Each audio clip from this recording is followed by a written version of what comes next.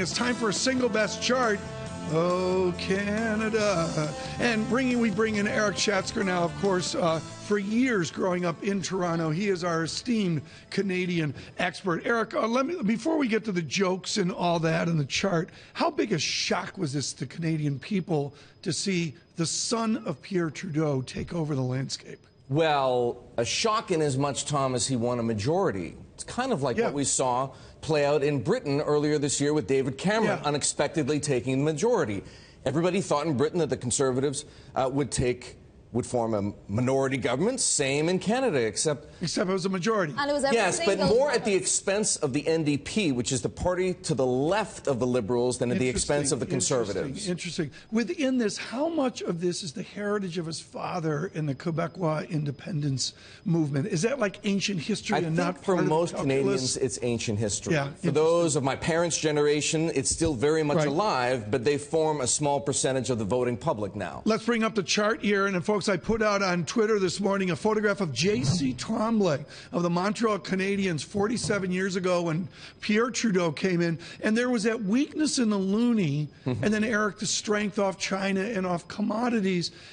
What do the Canadian people want? A weak Canada helps their exports, doesn't it? Yeah, in theory, what they'd rather have are strong commodity prices. If you were to chart the Canadian dollar against commodities, say going back pretty close, over the last couple of years, it is very much in lockstep. And if you go back to the mid-1990s, it's a very strong correlation. What's the hatred for Trudeau in Alberta or in Saskatchewan? No, he's a supporter of the tar sands industry.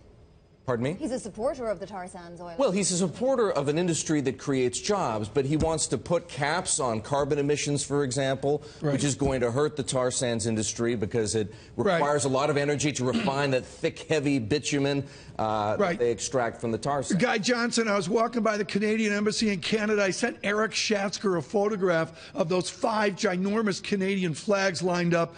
They're right there in front of the Lions at Trafalgar Square. I couldn't believe the Canadians are overt in London, aren't they?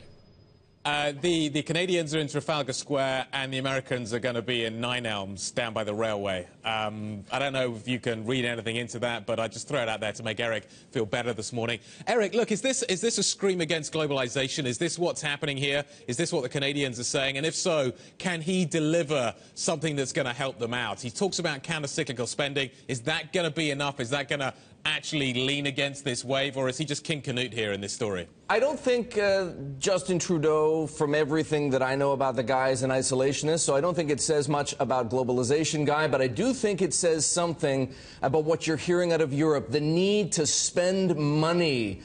Central banks can't do everything. The Canadian government wants to run deficits, wants to spend tax dollars on infrastructure. The question, of course, is can it be done effectively? Can it be done efficiently? Or are we entering another era of pork barrel politics? You know what we know very clearly, folks, is no one cares. We go to Eric Schatzker on the Toronto Blue Jays 1-2. They're doing better than good against the Kansas City Royals. Do they need Joe Carter to take it over the top? No, they don't need Joe Carter. They just need Josh Donaldson. More Josh Donaldson.